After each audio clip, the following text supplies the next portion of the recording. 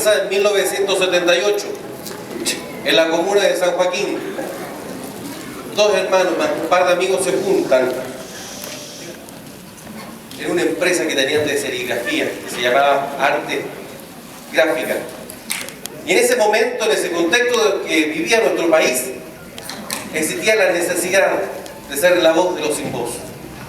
Existía la necesidad de levantar principios, esencia, conciencia social. Señoras y señores, hay una deuda que hoy día se cumple.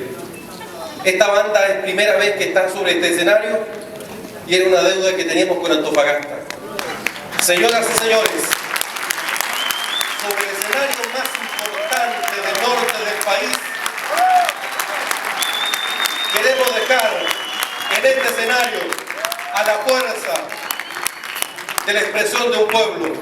Señoras y señores, el sonido de Sol y Lluvia.